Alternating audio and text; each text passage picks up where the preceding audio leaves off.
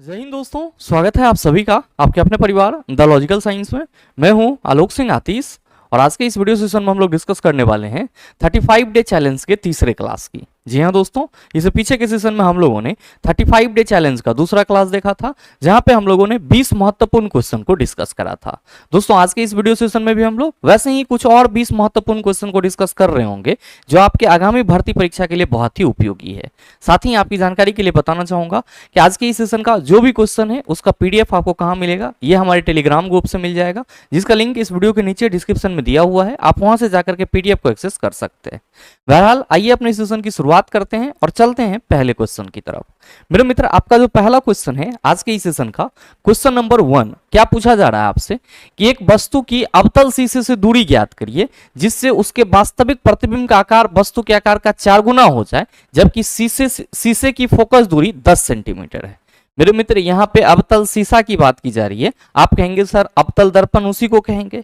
कहा जा रहा है कि किसी वस्तु की अवतल शीशे से यानी कि अवतल दर्पण से दूरी ज्ञात कीजिए, जबकि उसका प्रतिबिंब क्या है सर, वास्तविक है और साथ ही साथ प्रतिबिंब जो है वो वस्तु के आकार का 4 गुना हो रहा है। तो आप सभी कहेंगे कि गुरुजी ये सॉल्व कैसे होगा। मेरे मित्र, मैंने आपको पीछे के सेशन में भी बताया था कि लाइट चैप्टर से संबंधित जो भी न्यूमेरिकल है उसको सॉल्व करने के लिए सिंपल फंडा है आपके पास कि चिन्ह परिपाटी आपके दिमाग में होना चाहिए। और यहाँ पे बात किसकी की जा रही है, अवतल दर्पण की। और आप सबों को मालूम है कि अवतल दर्पण की जो फोकस दूरी होती है वो हम लोग चिन्ह परिपाटी के अनुसार क्या लेते हैं, आप कहेंगे ऋणात्मक लेते हैं। तो यहाँ पे फोकस दूरी दिया हुआ है चला, तो हम लोग क्या कहते हैं कि सर F इक्वल टू जो है वो -10 सेंटीमीटर हो जाएगा। बिल्कुल हो जाएगा, कोई दिक्कत नहीं है। अब यहां पे कहा जा रहा है कि प्रतिबिंब का आकार वस्तु के आकार का 4 गुना हो जा रहा है। तो मेरे मित्र, हम लोग यहां पे क्या करते हैं, कि माना वस्तु का आकार क्या है, तो आप सभी ध्यान में रख लीजिए U मान लेते हैं, ठीक है। और जब हम वस्तु का आकार U माने हैं और क्वेश्चन में कहा जा रहा है कि प्रतिबिंब का आकार वस्तु के आकार का 4 गुना है, तो जाहिर सी बात है कि प्रतिबिंब को हम लोग V से रिप्रेजेंट करते हैं। तो जो हमारा V होगा वो क्या होगा, आप सभी याद रखना 4U हो जाएगा। क्या हो जाएगा, 4U हो जाएगा। अब मेरे मित्र, क्या ये चीजें आपसे सॉल्व नहीं होगी, वस्तु दूरी नहीं निकलेगा? मेरे मित्र बिल्कुल निकलेगा। हम सभी यहाँ पे क्या करेंगे, हम सभी यहाँ पे दर्पण सूत्र वाला फॉर्मूला लगा देंगे। आप सबों को मालूम है क्या होता है, 1/F equal to 1/V plus 1/U होता है। मेरे मित्र, आप सभी क्या देख रहे हैं कि जो आपका फोकस दूरी है वो -10 सेंटीमीटर है, 1/-10 लिखिए। अब ये 1/ क्या हो जाएगा, आप कहेंगे सर प्रतिबिंब जो है वो, तो प्रतिबिंब आपका क्या हो जा रहा है सर, 4 गुना हो जा रहा है। तो मेरे मित्र, हम यहाँ पे 1/V के जगह प्रतिबिंब को 4U लिख सकते हैं। आप कहेंगे बिल्कुल। अब मेरे मित्र, यहाँ पे ये हमारा क्या हो जाएगा, आप कहेंगे 1/U। क्या कहिएगा आप सभी कि गुरुजी जब इसको सॉल्व किया जाएगा तो हम सभी कहेंगे कि सर ये 1/-10 इक्वल टू क्या हो जाएगा। आप जब इसका LCM लेंगे तो आप कहेंगे 4U हो जाएगा। और ध्यान देंगे ये 1 प्लस क्या होगा, आप कहेंगे 4। मेरे मित्र, आप सभी क्या कहिएगा, गुरुजी ये 1/-10 और 4 1 5 सर 4U हो जाएगा।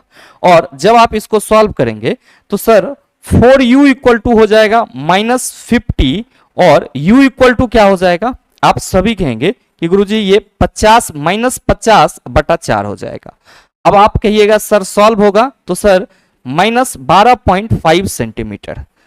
मेरे मित्र, ये जो माइनस साइन है ये क्या बता रहा है कि जो वस्तु है वो आपतित प्रकाश के विपरीत दिशा में रखी गई है।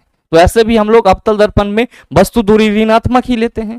तो आप क्या देख रहे हैं कि जो आपका वैल्यू आ रहा है वो कितना है, तो सर 12.5 सेंटीमीटर। और क्वेश्चन भी आपसे यही पूछा जा रहा है कि एक वस्तु की उस अवतल शीशे से दूरी ज्ञात करे जिससे उसके वास्तविक प्रतिबिंब का आकार वस्तु के आकार का 4 गुना हो जाए, जबकि शीशे की फोकस दूरी 10 सेंटीमीटर है। आप कहेंगे सर जो वस्तु दूरी होगी वो 12.5 सेंटीमीटर हो जाएगी। और सही आंसर हमारा ऑप्शन नंबर डी हो जाएगा।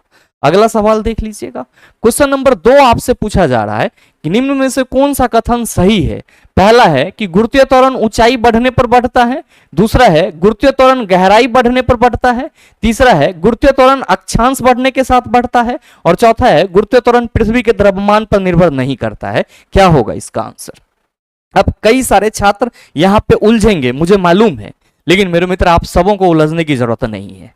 आप सभी हमेशा ध्यान में रखिएगा, whenever we discuss about acceleration due to gravity, जब कभी भी हम बात करेंगे किसकी सर, गुरुत्वीय त्वरण की, तो आप सभी ये याद रखेंगे, आप सभी ये याद रखेंगे कि गुरुत्वीय त्वरण को हम लोग छोटा वाला g से रिप्रेजेंट करते हैं और इसका फॉर्मूला क्या होता है, तो आप सभी याद रखिएगा, इसका फॉर्मूला gme बटा re स्क्वायर होता है। मेरे मित्र आप सभी ये कहेंगे कि सर ये me क्या है, तो मेरे मित्र ये जो me है इसको हम लोग मास ऑफ अर्थ बोलते हैं, यानी कि पृथ्वी का द्रव्यमान, और जो re है इसको रेडियस ऑफ अर्थ यानी कि पृथ्वी की त्रिज्या बोलते हैं। और आप सबों को अभी से ये ध्यान में रख लेना है कि ये जो g है गुरुत्वीय त्वरण है, ये जो है वो पृथ्वी के द्रव्यमान और पृथ्वी के त्रिज्या पर डिपेंड करती है, जबकि जो आपका कैपिटल G है ये तो ग्रेविटेशनल कांस्टेंट है, इसका मान तो सब प्रत्येक जगह पे फिक्स होता है। तो आप सभी हमेशा ये ध्यान में रखेंगे कि G जो है वो पृथ्वी के द्रव्यमान और साथ ही साथ पृथ्वी की त्रिज्या पर निर्भर करता है।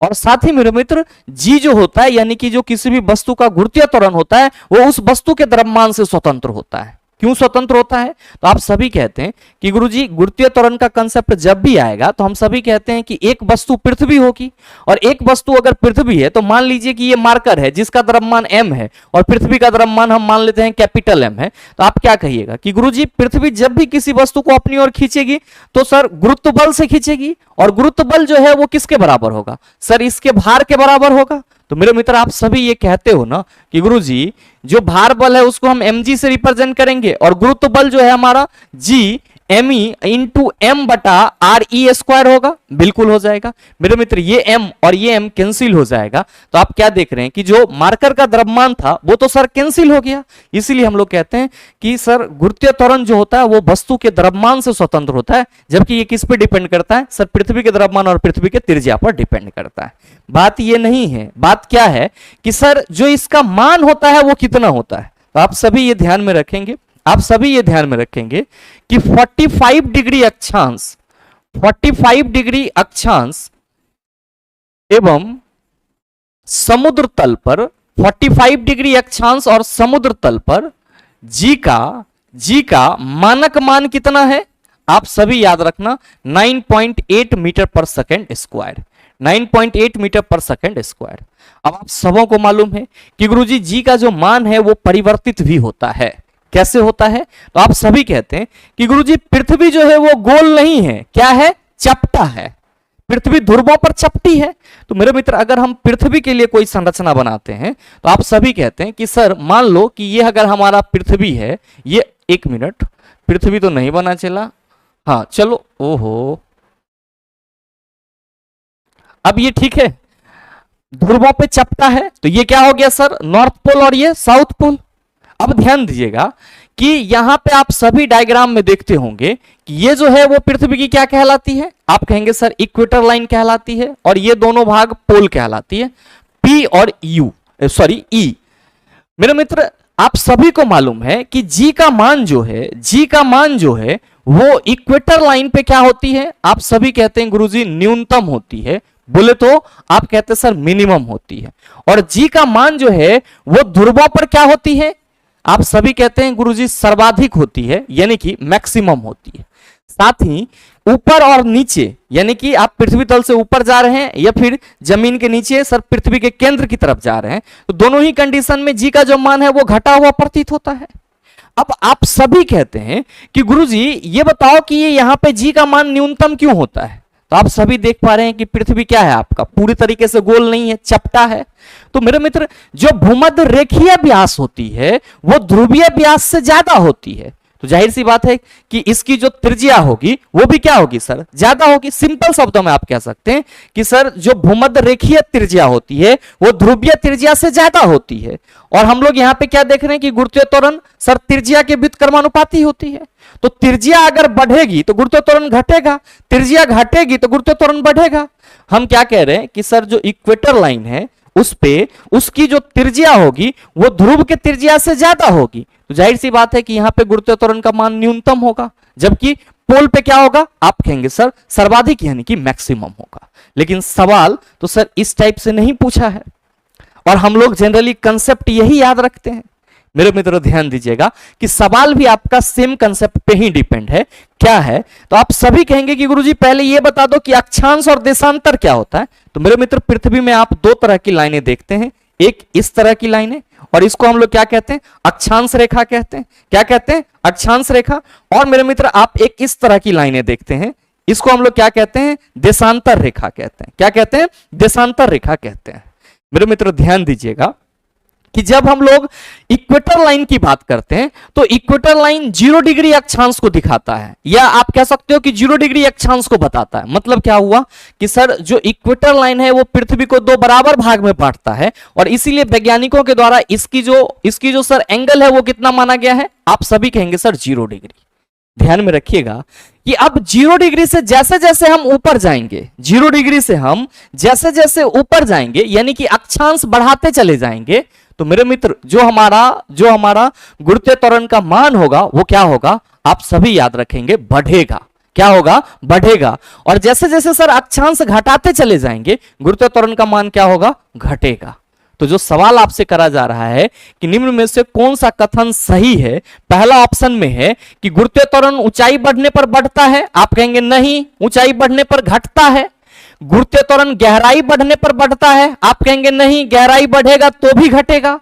और मेरे मित्र तीसरा है कि गुरुत्वीय त्वरण अक्षांश बढ़ने के साथ बढ़ता है। तो अभी जस्ट आपको क्या मैंने बताया कि गुरुत्वीय त्वरण आपका बढ़ता है कब, जब सर अक्षांश क्या होती है, सर बढ़ती है। मेरे मित्र समान ऊंचाई पर अलग अलग अक्षांश की अगर आप बात करेंगे तो गुरुत्वीय त्वरण के मान में परिवर्तन देखने को मिलता है। और एक अध्ययन से यह साबित की गई है कि सर अगर अक्षांश बढ़ेगी तो सर गुरुत्वीय त्वरण का मान क्या होगा, बढ़ जाएगा। तो मेरे मित्र जो आपसे कहा जा रहा है कि कौन सा कथन सही है, उसके लिए सही आंसर क्या होगा, ऑप्शन नंबर सी हो जाएगा। अब ध्यान दीजिएगा कि यहां पे कहा जा रहा है कि गुरुत्वीय त्वरण पृथ्वी के द्रव्यमान पर निर्भर नहीं करता है, जो कि मेरे मित्र बहुत ही गलत बात है। क्यों, क्योंकि मैंने आपको यहां पे बताया है कि ये एमई क्या है, सर पृथ्वी का द्रव्यमान है। और जब भी हम गुरुत्वीय त्वरण की बात करेंगे तो पृथ्वी की द्रव्यमान की तो बात करेंगे ही करेंगे। अगर हम लोग पृथ्वी तल पे बात कर रहे हैं तो आप कहेंगे बिल्कुल, तो ये कहना बिल्कुल ही गलत होगा कि गुरुत्वीय त्वरण पृथ्वी के द्रव्यमान पर निर्भर नहीं करता है। हाँ, ये कहना बिल्कुल सही होगा कि गुरुत्वीय त्वरण वस्तु के द्रव्यमान पर निर्भर नहीं करता है। तब क्या कहते हैं सर, ये वाला हमारा स्टेटमेंट बिल्कुल सही होता, लेकिन गुरुत्वीय त्वरण जो है वो पृथ्वी के द्रव्यमान पर क्या होगा, आप कहेंगे सर डिपेंड करेगा। मेरे मित्र आप सभी ये ध्यान में रखिएगा कि जब भी हम लोग ग्रेविटेशनल एक्सेलरेशन की बात करेंगे, तो कहते हैं सर भूमध्य रेखा पर न्यूनतम होती है और साथ ही साथ ध्रुवों पे सर्वाधिक होती है।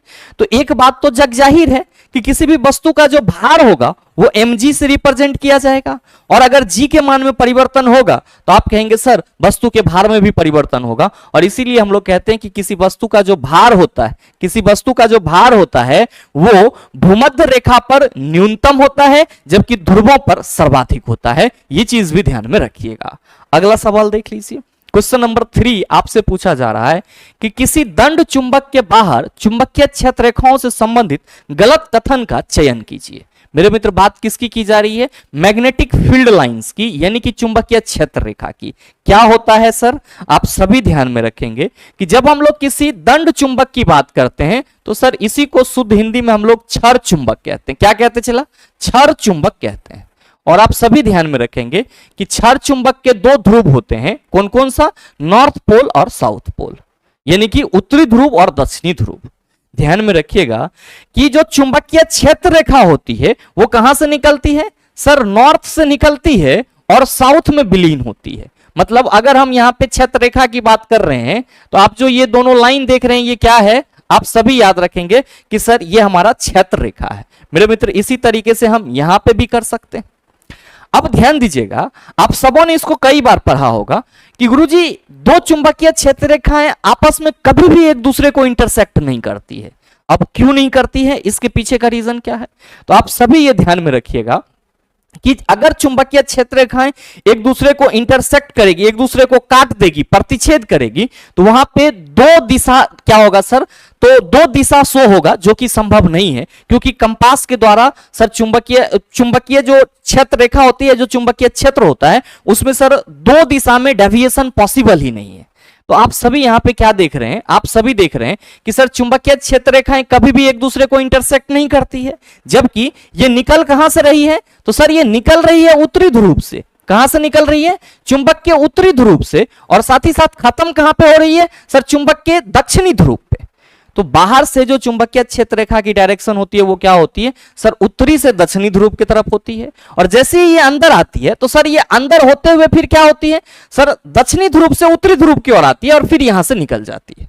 तो मेरे मित्र आप सभी को यह ध्यान में रखना होगा कि चुंबकीय क्षेत्र रेखा का ओरिजिन पॉइंट चुंबक में कौन है, आप कहेंगे सर उत्तरी ध्रुव, जबकि ये विलीन कहां पे होती है सर, दक्षिणी ध्रुव में जाकर के इंटर करती है। साथ ही मेरे मित्र चुंबक के ध्रुवों पर चुंबकीय क्षेत्र रेखा क्या होंगे, सघन होंगे, लेकिन जैसे जैसे चुंबक के ध्रुव से दूरी बढ़ेगी आप सभी पाएंगे कि चुंबकीय क्षेत्र रेखाओं की जो सघनता है वो कम हो रही है। तो आप सभी ध्यान में रखिएगा कि चुंबक के ध्रुव पर जो चुंबकीय क्षेत्र की तीव्रता होती है वो ज्यादा होती है, जबकि चुंबकीय ध्रुव को छोड़ करके बाकी और जगह पे जाएंगे हमें सर चुंबक क्षेत्र की तीव्रता क्या देखने को मिलेगी, कम देखने को मिलेगी। मेरे मित्र अब आइए ऑप्शन पे, कहा जा रहा है कि क्षेत्र रेखाएं एक दूसरे को प्रतिच्छेद करती है। क्या ये आपसे पूछा जा रहा है कि चुंबकीय क्षेत्र रेखाओं से संबंधित गलत कथन का चयन कीजिए, और कह रहा है कि क्षेत्र रेखाएं एक दूसरे को प्रतिच्छेद करती है, क्या ये संभव है? आप कहेंगे बिल्कुल नहीं सर, पहला चीज तो आपने इसी को डिस्कस करा, तो ये क्या है? आप कहेंगे सर चुंबक के बारे में गलत कथन है। अब दूसरा है कि क्षेत्र रेखाएं एक दूसरे को प्रतिच्छेद नहीं करती, ये तो सर सही कथन है। अब क्षेत्र रेखाएं दक्षिणी ध्रुव में विलीन होती है, यह भी बात बिल्कुल सत्य है, और चुंबकीय क्षेत्र रेखाएं उत्तरी ध्रुव से निकलती है, यह बात भी बिल्कुल सत्य है, और आपको गलत कथन चुनना था। तो मेरे भाई आप ही बता दो कि सही आंसर क्या होगा। आप सभी कहेंगे कि गुरुजी option number A is the right answer of this question.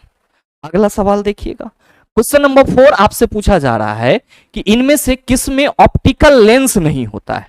मेरे मित्र ऑप्शन है पेरिस्कोप, माइक्रोस्कोप, स्टेथोस्कोप, टेलीस्कोप। क्या कहोगे आप सभी? आप कहेंगे कि गुरुजी पेरिस्कोप जो है ये वैसे वस्तु को देखने के लिए उपयोग में लाया जाता है जो हमारे डायरेक्ट लाइन ऑफ साइट पे नहीं होता है, यानी कि जिसको हम डायरेक्टली नहीं देख पाएंगे, जो छुपी हुई है सर, उसको देखने के लिए हम लोग पेरिस्कोप का क्या करते हैं, यूज करते हैं।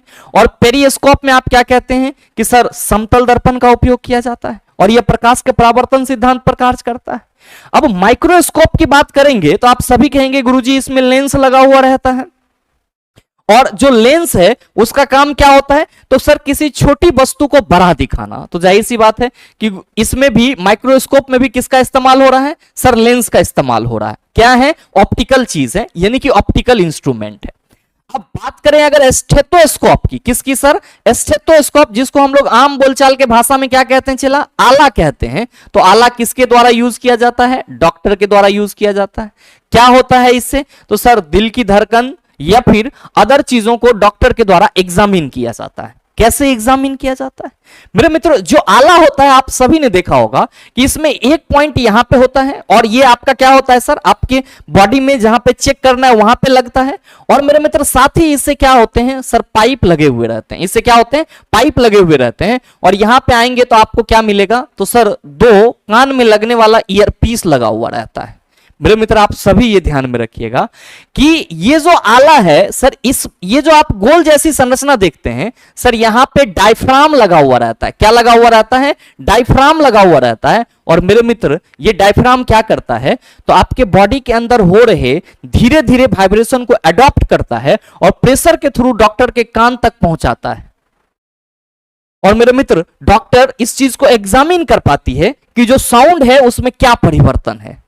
तो आप क्या देख रहे हैं कि सर पेरिस्कोप, माइक्रोस्कोप में लेंस और मिरर का उपयोग किया जा रहा है, जबकि स्टेथोस्कोप में क्या है सर, डायफ्राम लगा हुआ है जो साउंड को डिटेक्ट कर रहा है।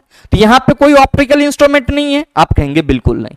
टेलीस्कोप आप कहेंगे सर दूरदर्शी, दूर की वस्तु को देखने के लिए, इसमें भी हम लोग लेंस का इस्तेमाल करते हैं। पूछा जा रहा है कि ऑप्टिकल लेंस किसमें नहीं होता है, क्या कहिएगा? आप सभी कहेंगे कि गुरुजी सही आंसर हमारा ऑप्शन नंबर सी हो जाएगा, यानी कि स्टेथोस्कोप में ऑप्टिकल लेंस का इस्तेमाल नहीं होता है।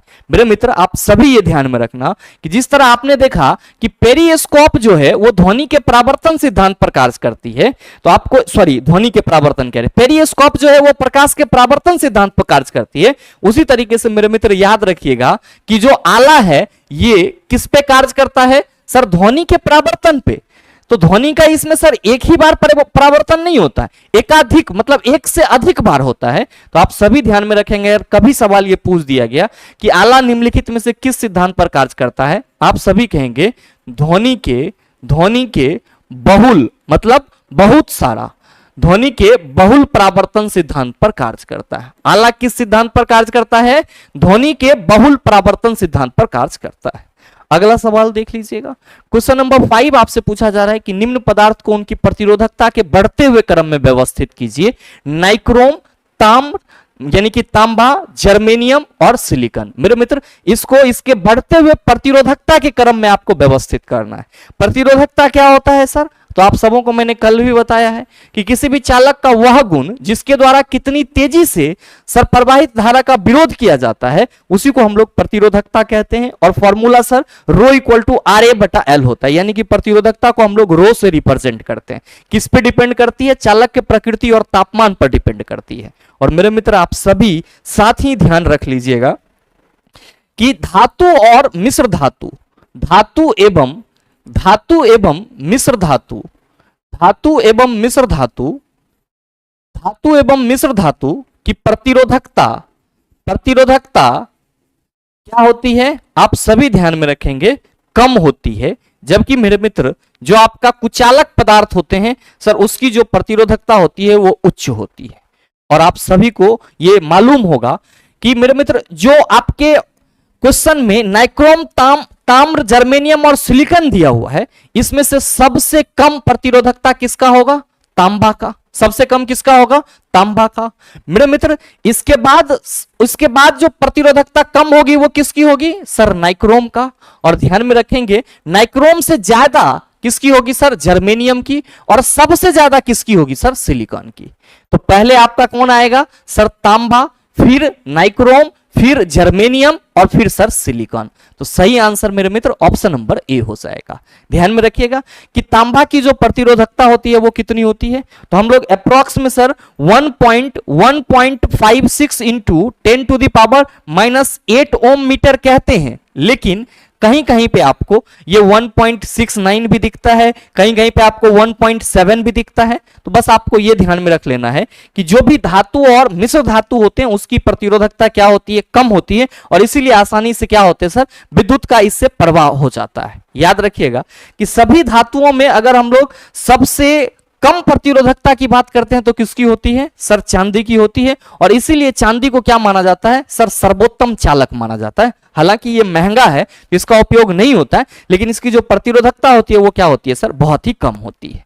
अगला सवाल देख लीजिएगा। क्वेश्चन नंबर 6 आपसे पूछा जा रहा है कि 3m व 6m द्रव्यमान के दो पिंडों के संवेग समान है, पिंडों की गतिज ऊर्जाओं का अनुपात होगा। बताइए, ये ना सॉल्व होगा? मैंने आपको कई बार समझाया है कि सर जो गतिज ऊर्जा होती है और जो संवेग होती है वस्तु का, उस दोनों में संबंध होता है। क्या संबंध होता है? तो आप सभी ये याद रखेंगे, किसी वस्तु की गतिज ऊर्जा जो है वो उसके संवेग के वर्ग बटा 2m के बराबर होता है। और गतिज ऊर्जा में सर, गतिज ऊर्जा और संवेग में सर यही संबंध है। मेरे मित्र, यहां पे कहा जा रहा है कि 3m व 6m द्रव्यमान के दो पिंडों के संवेग समान है। मतलब अगर हम बात करें कि एक ऑब्जेक्ट हमारा ये है जिसका द्रव्यमान कितना है 3m, और दूसरा ऑब्जेक्ट हमारा ये है जिसका द्रव्यमान कितना है 6m, तो आप सभी क्या कहेंगे कि गुरुजी अकॉर्डिंग टू क्वेश्चन जो इस वाले ऑब्जेक्ट का गतिज ऊर्जा होगा वो क्या होगा? तो p² बटा 2 इंटू 3m। मेरे मित्र, अगर हम इसी तरीके से यहां पे बात करें तो आप कहेंगे सर इसके लिए भी संवेग समान, और p² बटा ये क्या हो जाएगा सर? 2 into 6m। मेरे मित्र, ke1 हो गया और ये ke2 हो गया। आप क्या कहेंगे कि गुरुजी ये p² बटा 6m हो जाएगा, और ये जो है ये p² बटा 12m हो जाएगा। आपसे क्या पूछा जा रहा है कि दोनों पिंडों की गतिज ऊर्जा का अनुपात क्या होगा? यानी कि ke1 बटा ke2 इक्वल टू व्हाट? क्या कहोगे कि आप तो सर निकाल दिए हैं दोनों, तो एक अनुपात लेने में तो कोई बुराई नहीं है, बिल्कुल नहीं है चला। तो ke1 आपका कितना है? p² बटा सर 6m, और आपका ke2 कितना है सर? p² बटा 12m। तो ये 12m बटा p² लिख सकते हैं चला, बिल्कुल। ये और ये कैंसिल हो जाएगा, ये m एकरा कैंसिल करेगा, 6 दूना 12। क्या कहोगे कि गुरुजी ये 2:1 हो जाएगा। तो सही आंसर आपका क्या होगा? ऑप्शन नंबर डी हो जाएगा। अगला सवाल देख लीजिएगा। क्वेश्चन नंबर 7 आपसे पूछा जा रहा है कि किसी पिंड का वेग समरूप कहा जाता है जब वेग का सिर्फ मान नियत रहे, वेग की सिर्फ दिशा नियत हो, वेग का मान और दिशा दोनों अपरिवर्तित हो, वेग का मान और दिशा दोनों परिवर्तनशील हो। मेरे मित्र, आपसे यह सवाल करा जा रहा है कि किसी भी पिंड के वेग को समरूप आप कब कहेंगे। आप सभी को मालूम है कि अगर हम लोग वेलोसिटी की बात करते हैं, वेग की बात करते हैं, तो आप सभी क्या कहते हैं कि गुरुजी ये जो वेग है ये एक सदिश राशि है। क्या है? सदिश राशि है। मतलब क्या हुआ कि सर इसमें मान भी होगा, मैग्नीट्यूड भी होगा और साथ ही साथ इसमें डायरेक्शन भी होगा, यानी कि दिशा भी होगा। और मेरे मित्र, चूंकि वेग एक सदिश राशि है तो जाहिर सी बात है कि ये डायरेक्शन पे भी डिपेंड करेगा और साथ ही साथ मैग्नीट्यूड पे भी डिपेंड करेगा। और वेग में परिवर्तन या तो हम इसके मान में परिवर्तन से परिवर्तित कर सकते हैं या फिर डायरेक्शन में परिवर्तन करके हम परिवर्तित कर सकते हैं। आप सभी को मालूम है कि अगर हम सर्कुलर मोशन की बात करते हैं तो आप सभी क्या कहते हैं कि सर एक समान वृत्तीय गति जो है वो त्वरित गति का उदाहरण होती है। क्यों? क्योंकि सर सर्कुलर मोशन में गति कर रही कोई भी वस्तु का जो डायरेक्शन होता है सर गति का, वो प्रत्येक बिंदु पर बदलते रहता है। तो मेरे मित्र, हम किसी भी वेग को समरूप यानी कि एक समान तभी कहेंगे जब मान यानी कि वेग का जो वैल्यू है और साथ ही साथ जो डायरेक्शन है वो दोनों क्या हो? अपरिवर्तनशील हो, उसमें कोई चेंज नहीं किया जा रहा है, तो हम कहेंगे सर वेग हमारा क्या है? समरूप है। लेकिन अगर मैग्नीट्यूड या डायरेक्शन में परिवर्तन हो रहा है तो हम कहेंगे वेग असमरूप है यानी कि असमान है। तो एक समान वेग का मतलब क्या हुआ? सर एक समान वेग का मतलब हुआ कि वस्तु एक ही डायरेक्शन में और एक ही चाल से चल रही है, जबकि असमान वेग का मतलब क्या हुआ? तो सर वस्तु की या तो डायरेक्शन बदल रही है या फिर क्या हो रहा है सर? तो सर वस्तु का जो वेग का मान है वो बदल रहा है। तो आपसे जो सवाल करा जा रहा है कि किसी पिंड का वेग समरूप कहा जाता है, वेग का सिर्फ मान नियत रहे, आप कहेंगे बिल्कुल नहीं। वेग की सिर्फ दिशा नियत हो, बिल्कुल नहीं। वेग का मान और दिशा दोनों अपरिवर्तित हो, दोनों में कोई परिवर्तन ना हो, तो हम लोग कहेंगे सर वेग समरूप है, अदरवाइज क्या है? असमरूप वेग। जैसे मेरे मित्र, आप सपोज करो कि 40 मीटर पर सेकेंड के चाल से उत्तर की ओर जा रहे हो और उत्तर की ओर चलते जा रहे हो, तो आपका वेग जो है वो एक समान वेग कहलाएगा या असमान वेग कहलाएगा? आप कहेंगे सर जब हम 40 मीटर पर सेकंड के वेग से उत्तर दिशा में ही जा रहे हैं तो जाहिर सी बात है कि वो हमारा एक समान कहलाएगा, क्योंकि ना तो डायरेक्शन चेंज हो रही है ना वेलोसिटी का मैग्नीट्यूड चेंज हो रहा है। लेकिन अगर हम आपको ये कहें कि आप 35 मीटर प्रति सेकंड की रफ्तार से 35 मीटर प्रति सेकंड की रफ्तार से किसी रेक्टेंगुलर पाथ पे चल रहे हैं, तब आपकी जो चाल होगी या वेग होगी वो क्या होगी? तो आप कहेंगे सर हे यहां से चलेंगे, यहां जैसे ही आएंगे हेने मुड़ना पड़ेगा। अब हेने जैसे ही मुड़िएगा आपका डायरेक्शन बदल गया, मतलब आपका जो चाल है वो क्या हो गया? सॉरी, वेग जो है वो क्या हो गया? आप कहेंगे सर असमान हो गया। तो ये चीज हमेशा ध्यान में रखिएगा। अगला सवाल देख लीजिए, क्वेश्चन नंबर 8 कि दो प्रतिरोधों को श्रेणी क्रम और समांतर क्रम में संयोजित किया जाता है। दोनों अवस्थाओं में क्रमशः प्रतिरोध 9 ओम और 2 ओम है, तो प्रतिरोध का मान होगा। मेरे मित्र, सवाल करा जा रहा है कि दो प्रतिरोध हैं जिसको बारी बारी से एक बार श्रेणी क्रम में जोड़ा जाता है और फिर समांतर क्रम में जोड़ा जाता है। और जब श्रेणी क्रम और समांतर क्रम में जोड़ा जाता है तो जो प्रतिरोध का वैल्यू है वो कितना मिलता है? श्रेणी क्रम में 9 ओम और समांतर क्रम में आपको 2 ओम मिलता है। आपसे पूछा जा रहा है कि जो रेसिस्टेंस है वो क्या होगा। आप कहेंगे गुरुजी ये कैसे सॉल्व होगा? मेरे मित्र, बिल्कुल क्वेश्चन के अकॉर्डिंग ही सॉल्व हो जाएगा, बहुत ज्यादा दिमाग लगाने की जरूरत नहीं है। ध्यान दीजिए कि पहला केस में कहा जा रहा है कि श्रेणी क्रम में जोड़ा जाएगा और दूसरा केस में कहा जा रहा है समांतर क्रम में जोड़ा जाएगा, और प्रतिरोध हमारे पास 2 ही है। तो हम क्या कह सकते हैं? आप कहेंगे according to question R1 plus R2 equal to क्या हो जाएगा? चला, श्रेणी क्रम में जोड़ा जा रहा है तो 9 ओम हो जाएगा, और अगर समांतर क्रम में जोड़े तो R1 इंटू R2 बटा R1 plus R2 equal to क्या हो जाएगा? आप कहेंगे सर 2 ओम हो जाएगा। क्वेश्चन के अनुसार तो यही होगा। अब सवाल है कि सर दो प्रतिरोध का अलग अलग वैल्यू क्या है कि हम श्रेणी क्रम में जोड़ेंगे तो 9 ओम आ जाएगा और समांतर क्रम में जोड़ेंगे तो 2 ओम हो जाएगा। मेरे मित्र ध्यान दीजिएगा, जब भी आपको ऐसा सवाल मिले तो आप क्या करेंगे कि जो आपका समांतर क्रम में प्रतिरोध दिया हुआ है इसमें आप क्या देख रहे हैं कि सर R1 प्लस R2 है, और according to question R1 plus R2 कितना है? 9 ओम। तो हम लोग बड़े ही शौक से क्या करते हैं सर, R1 इंटू R2 अब बटा R1 प्लस R2 के जगह 9 रख देते हैं इक्वल टू 2। क्या कहिएगा आप सभी? आप सभी कहेंगे कि गुरुजी R1 into R2 equal to क्या हो गया? 18, और यहां से चला हम R1 इक्वल टू क्या निकाल सकते हैं? 18 बटा R2 निकाल सकते हैं। अब मेरे मित्र ये जो वैल्यू मिला है आपको R1 इक्वल टू 18/R2, इस वैल्यू को हम क्या करते हैं सर, इस R1 प्लस R2 में पुट कर देते हैं। ध्यान दीजिएगा, पुट इसलिए करेंगे ताकि हमें क्वाड्रेटिक इक्वेशन द्विघात समीकरण मिल जाए। क्या कहेंगे कि सर चूंकि R1 plus R2 equal to 9 पहले से है और R1 हम लोग कितना रख रहे हैं, यहां पे कितना लाए हैं 18/R2, तो भाई मेरे हम सभी यहां पे 18/R2 plus R2 equal to क्या कहेंगे 9 कहेंगे। आप क्या कहिएगा कि गुरुजी जब ये सॉल्व होगा तो हम लोग यहाँ पे R2 कहेंगे और 18 प्लस क्या हो जाएगा, आप कहिएगा सर हे R2 के स्क्वायर हो जाएगा और 9 हो जाएगा। मेरे भाई 18 plus R2 square equal to 9R2 लिख सकते हैं, आप कहेंगे बिल्कुल। ध्यान दीजिएगा, अब बस कुछ नहीं करना है कि ये जो आपको इक्वेशन दिख रहा है इसको हमें द्विघात समीकरण के रूप में परिवर्तित कर लेना है। आप क्या कहेंगे कि सर तब तो ये R2 स्क्वायर और ये 9R2 है, इधर आएगा तो क्या होगा माइनस 9R2 और 18 है तो ये प्लस 18 इक्वल टू क्या हो जाएगा 0। कोई दिक्कत है क्या, आप कहेंगे बिल्कुल नहीं। अब मेरे मित्र इसको सॉल्व कर लीजिए, आपका आंसर आ जाएगा।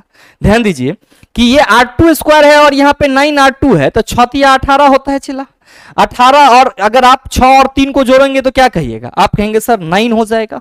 तो मेरे मित्र आप सभी ये ध्यान देना कि R2 स्क्वायर माइनस यहाँ पे हम 6 + 3 R2 ना कर सकते हैं, आप कहेंगे बिल्कुल कर सकते हैं। ध्यान देंगे कि जब हम इसको और सॉल्व करें तो R2 स्क्वायर माइनस ये क्या हो जाएगा 6R2 और प्लस माइनस माइनस, तो आप कहेंगे सर 3R2 और प्लस क्या हो जाएगा 18 इक्वल टू 0।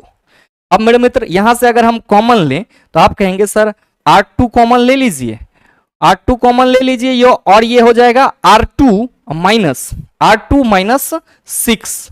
ठीक, अब यहां पे चला ये माइनस साइन हमारा रहेगा, और क्या कहिएगा आप कि सर अगर आप 3 कॉमन लेते हैं, तो ये क्या हो जाएगा हमारा, आप कहेंगे कि sir R2 minus minus plus तो -6 इक्वल टू 0। तो मेरे मित्र दो वैल्यू तो आपको मिल गए, R2 - 3 और R2 - 6। क्या मिल गए सर, दो वैल्यू मिल गए, R2 - 3 इक्वल टू 0 और फिर आपका R2 - 6 इक्वल टू 0। तो भाई मेरे यहां से अगर आप R2 निकालोगे, R2 का दो वैल्यू मिलेगा तो वो क्या होगा, आप कहेंगे सर 3 हो जाएगा, और यहां से फिर R2 निकालोगे तो आप कहोगे सर 6 हो जाएगा। तो दो वैल्यू आपको 3 और 6 मिल रहे हैं। अब सवाल ये है कि सर ये तो दोनों R2 का ही होगा, नहीं मेरे मित्र, कॉम्बिनेशन में R1 + R2 दिया हुआ है, तो R1 के जगह अगर हम लोग R1 रहने दे और R2 के जगह कितना रख दे 6, तो आप कहेंगे सर 9 - 6 3 आएगा, और अगर हम 3 रख दें यहां पे R2 की जगह तो आप कहेंगे 9 - 3 6 होगा, एक ही बात है। तो मेरे मित्र जो बेसिकली आपका दो प्रतिरोध है वो क्या है, आप कहेंगे 6 ओम और 3 ओम, तो सही आंसर क्या हो जाएगा, ऑप्शन नंबर बी हो जाएगा। अब 6 ओम और 3 ओम को आप श्रेणी क्रम में जोड़ो तो 9 ओम मिलेगा, समांतर क्रम में जोड़ो तो कितना मिलेगा 2 ओम मिलेगा। तो ध्यान में रखिएगा, ऐसे सवाल भी पूछे जा सकते हैं। अगला सवाल देखिएगा, क्वेश्चन नंबर 10 आपसे पूछा जा रहा है कि निम्न में से किसमें सहसंयोजी बंध नहीं होंगे, मैग्नीशियम क्लोराइड, Mg+ और Cl-। NH3 मेरे मित्र नाइट्रोजन और अमोनिया जब भी मॉलिक्यूल्स बनाएंगे तो सहसंयोजी बंध में ही बनाएंगे। मीथेन आप कहेंगे कार्बन और हाइड्रोजन सहसंयोजी बंधन में ही जुटेगा, और ऑक्सीजन के अणु है आप कहेंगे सर सहसंयोजी बंधन में जुटेगा। सर तीनों आपका जो है वो क्या है, कोवेलेंट बॉन्ड वाला कंपाउंड है, जबकि सर MgCl2 क्या है, आप कहेंगे आयनिक कंपाउंड है। तो सही आंसर क्या होगा, ऑप्शन नंबर ए हो जाएगा। अगला देखिएगा, क्वेश्चन नंबर 11 आपसे पूछा जा रहा है कि आवर्त में तत्वों को डैश के क्रम में व्यवस्थित किया जाता है, नाभिक में बढ़ते हुए आवेश, नाभिक में समान आवेश, नाभिक में स्थिर आवेश, नाभिक में घटते हुए आवेश। मेरे मित्र आप सबों को मालूम है कि अगर हम लोग आवर्त सारणी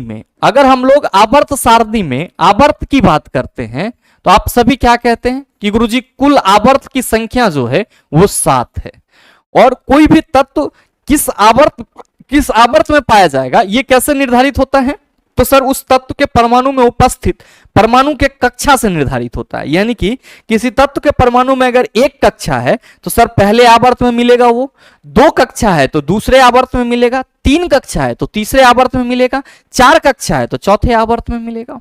अब मेरे मित्र आप सभी ध्यान में रखेंगे और आप सबों ने कई बार पढ़ा होगा कि जब भी हम आवर्त के गुण की बात करते हैं, प्रॉपर्टीज की बात करते हैं, तो हम किधर से किधर जाते हैं? आप सभी कहते हैं कि गुरुजी हम लोग लेफ्ट से राइट जाते हैं।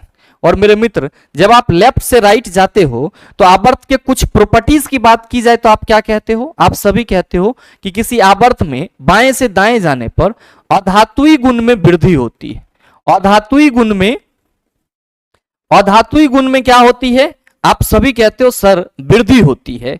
साथ ही मेरे मित्र क्या कहते हो कि गुरुजी संयोजकता जो है बाएं से दाएं जाने पर 1 से 4 होती है, 1 से 4 हो जाता है और फिर घटकर क्या होता है? तो आप सभी कहते हैं कि गुरुजी 0 हो जाता है। और अगर संयोजी इलेक्ट्रॉन की बात करते हैं किसी आवर्त में बाएं से दाएं जाने पर, तो संयोजी इलेक्ट्रॉन आप कहते हैं सर 1 से बढ़कर 8 हो जाता है। 1 से बढ़कर क्या होता है? 8 हो जाता है। और साथ ही मेरे मित्र आप सभी क्या कहते हो कि गुरुजी बाएं से दाएं जा रहे हैं, अधात्विक गुण में वृद्धि हो रही है। जाहिर सी बात है कि हमको बाएं से दाएं जाने में सर दाएं तरफ ज्यादा से ज्यादा नॉन मेटल मिलेंगे, और नॉन मेटल का नेचर क्या होता है? इलेक्ट्रोनेगेटिविटी का। और आप सभी ये भी तो कहते हो कि सर आवर्त में बाएं से दाएं जाने पर विद्युत ऋणात्मकता क्या होती है? बढ़ती है। अब मेरे मित्र ये जो विद्युत ऋणात्मकता बढ़ती है तो आप सभी कहते हो सर जैसे जैसे हम बाएं से दाएं की तरफ जाते हैं तो कभी संयोजकता बढ़ती है और कभी घट करके 0 हो जाती है। तो इस क्रम में जो एटम का न्यूक्लियस होता है उसके चार्ज में भी डिफरेंट होता है। चूंकि बाएं से दाएं जाने पर सर विद्युत ऋणात्मकता बढ़ती है, तो हम ये कह सकते हैं कि सर जो विद्युत आवेश है वो बढ़ता है। और मेरे मित्र किसी भी आवर्त में जो तत्वों का समागमन होता है या आप कह सकते हो तत्वों का व्यवस्था होता है वो किस पे होता है? तो सर नाभिकीय आवेश पर डिपेंड करता है, जो कि किसके द्वारा बताया गया था? मोसले के द्वारा बताया गया था। और बाद में इसी चीज से मोसले ने क्या कहा कि किसी भी तत्व का जो महत्वपूर्ण अभिलाक्षणिक गुण है वो क्या है? उसका परमाणु संख्या है। तो जो सवाल करा जा रहा है कि आवर्त में तत्वों को डैश के क्रम में व्यवस्थित किया जाता है, आप सभी कहेंगे नाभिक में बढ़ते हुए आवेश के क्रम में व्यवस्थित किया जाता है। इसीलिए सही आंसर क्या होगा? ऑप्शन नंबर ए हो जाएगा। अगला सवाल देख लीजिएगा। क्वेश्चन नंबर 12 आपसे पूछा जा रहा है कि प्रबल अम्ल और दुर्बल क्षारक से बने लवण का पीएच मान क्या है? मेरे मित्र आप सबों को मालूम है कि जब अम्ल और भस्म एक दूसरे के साथ अभिक्रिया करते हैं तो क्या बनाते हैं? लवण प्लस जल बनाते हैं। और आप सभी क्या कहते हैं कि सर अम्ल जो है वो स्ट्रांग भी हो सकता है, वीक भी हो सकता है। बेस जो है वो स्ट्रांग भी हो सकता है और वीक भी हो सकता है। आपको 3 कंडीशन याद रखने हैं। अगर अम्ल प्रबल होगा, प्रबल अम्ल की बात करेंगे, और साथ ही साथ दुर्बल भस्म की बात करेंगे। प्रबल अम्ल और दुर्बल भस्म की बात करेंगे, ये दोनों रिएक्ट करके कौन सा लवण बनाएगा? तो सर अम्ल की प्रवृत्ति ज्यादा है, यानी कि अम्ल स्ट्रांग है, तो आप सभी याद रखेंगे अम्लीय लवण बनेगा। कौन सा लवण बनेगा चला? अम्लीय लवण। और लवण अगर अम्लीय है तो पीएच क्या होगा? 7 से कम। पीएच 7 से कम होगा, कोई दिक्कत नहीं होना चाहिए। अब अगर हमारा अम्ल दुर्बल हो, अम्ल क्या हो? दुर्बल हो, दुर्बल अम्ल और प्रबल भस्म, तो आप ये याद रखना चला कि भस्म की प्रॉपर्टी ज्यादा दिखेगी तो जो हमारा लवण बनेगा वो क्या होगा? भस्मिक लवण होगा। क्या होगा? भस्मिक लवण होगा, जिसका पीएच वैल्यू क्या होगा? सर इसका पीएच 7 से ज्यादा, 7 से ज्यादा। अब चला क्या हो कि अगर हमारा अम्ल भी प्रबल हो, बोले तो प्रबल अम्ल और प्रबल भस्म, तो आप सभी याद रखना जो लवण बनेगा वो क्या होगा? उदासीन। जो लवण बनेगा उदासीन होगा। और पीएच वैल्यू क्या होगा? आप सभी ध्यान में रखेंगे, पीएच वैल्यू हमारा 7 होगा। और 7 जिसका भी होगा वो क्या होगा, न्यूट्रल माना जाएगा। क्वेश्चन है कि परबल अम्ल और दुर्बल क्षारक से बने लवण का पीएच मान क्या होगा। आप सभी कहेंगे सर परबल अम्ल है तो जाहिर सी बात है कि अम्लीय लवण बनेगा जिसका पीएच वैल्यू 7 से कम होगा, यानी कि सही आंसर ऑप्शन नंबर बी हो जाएगा। अगला सवाल देख लीजिए। क्वेश्चन नंबर 13 आपसे पूछा जा रहा है कि आइसोटोन में होते हैं, ध्यान में रखिएगा, आइसोटोन जैसे ही नाम लिखा जाएगा आप सभी क्या कहेंगे कि सर इसमें न्यूट्रॉन की संख्या समान होगी। न्यूट्रॉन की संख्या क्या होगी, समान होगी। आप कहेंगे कैसे, तो मेरे मित्र एग्जाम्पल आपके पास है फास्फोरस 1531 और सल्फर 1430। आप अगर इस दोनों में न्यूट्रॉन की संख्या की बात करेंगे तो क्या कहेंगे, समान। कहिएगा कैसे, तो चला एक परमाणु संख्या 15 है और एक 14 है, तो ये बताओ कि Z इक्वल टू हम लोग क्या कहते हैं, प्रोटॉन की संख्या। तो ये जो फास्फोरस है इसमें हमारा टोटल जो प्रोटॉन होगा वो कितना होगा, 15 होगा। और अगर हम न्यूट्रॉन की बात करेंगे तो आप A equal to P plus N कहते हैं। तो अब A इसका है 31, प्रोटॉन है 15 प्लस न्यूट्रॉन, तो 31 माइनस 15, न्यूट्रॉन कितना हो गया, चला आप कहेंगे सर 16 न्यूट्रॉन हमारा फास्फोरस में। और सल्फर में आ जाओ तो यहां पे Z equal to P equal to 14 होगा, चला A equal to P plus N यहां पे भी कहेंगे। A 30 है, प्रोटॉन हमारा 14 प्लस N, तो 30 minus 14 equal to N, N equal to कितना हो गया सर 16। तो आप सभी ध्यान में रखेंगे कि वैसे परमाणु जिसमें न्यूट्रॉन की संख्या समान हो किंतु परमाणु संख्या और परमाणु द्रव्यमान भिन्न भिन्न हो, सर सम न्यूट्रॉनिक कहलाते हैं, जिसको क्या बोलते हैं हम लोग, आइसोटोन। और इसीलिए सही आंसर क्या होगा, ऑप्शन नंबर सी हो जाएगा। अगला सवाल देख लीजिए। क्वेश्चन नंबर 14 आपसे कहा जा रहा है कि इनमें से किस तत्व की परमाणु त्रिज्या सबसे अधिक होगी। मेरे मित्र याद रखिएगा, अगर हम बात करें लिथियम, बेरिलियम, नाइट्रोजन और ऑक्सीजन की, तो लिथियम, बेरिलियम, नाइट्रोजन और ऑक्सीजन आपको आवर्त सारणी के दूसरे आवर्त में देखने को मिल जाएगा। और याद रखिएगा कि किसी आवर्त में बाएं से दाएं जाने पर जो परमाणु त्रिज्या होती है, आवर्त में बाएं से दाएं जाने पर जो परमाणु त्रिज्या होती है वो क्या होती है, घटती है। क्या होती है, घटती है।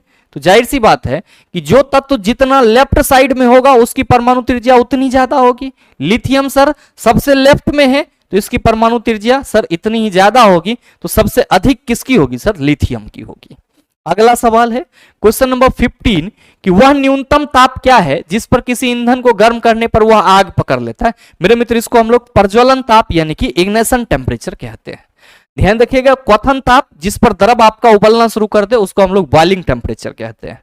अगला है कि अगर उत्पन्न करने वाला सवाल है, मेरे मित्र याद रखेंगे जेलिडियम क्या है, अगर उत्पन्न करने वाला एल्गी यानी कि सवाल है। और एस्थेटिक के रूप में मेरे मित्र इसको आप सभी ध्यान में रख लेना, यह आपके लिए इंपॉर्टेंट हो सकता है। अगला कि बैसिलिस ऐसे जीवाणु हैं जो डैश होते हैं, तो मेरे मित्र ये रोड शेप यानी कि छरनुमा होता है, ध्यान में रखेंगे। अगर कोकस जीवाणु की बात की जाएगी तो वो कैसा होगा, गोलाकार होगा। सर ये भी आपके लिए इंपॉर्टेंट है, एस्थेटिक के रूप में ध्यान में रख लीजिएगा। अगला क्वेश्चन नंबर 18 आपसे पूछा जा रहा है कि वायवीय श्वसन के संदर्भ में निम्नलिखित में से कौन सा कथन सही है। अवायवीय श्वसन की तुलना में वायवीय श्वसन में कम ऊर्जा मुक्त होती है, गलत बात है। वायवीय में तो सर ज्यादा मुक्त होता है जबकि अवायवीय में कम होता है। वायवीय श्वसन की प्रक्रिया में केवल कार्बन डाइऑक्साइड मुक्त होती है, नहीं मेरे मित्र, केवल कार्बन डाइऑक्साइड नहीं होती है, एटीपी के रूप में ऊर्जा और साथ में जल भी होता है। अगला है कि माइटोकॉन्ड्रिया में पायरुवेट के एक अणु के विखंडन के फलस्वरूप कार्बन डाइऑक्साइड के 3 अणु बनते हैं। यह बात बिल्कुल ही सही है।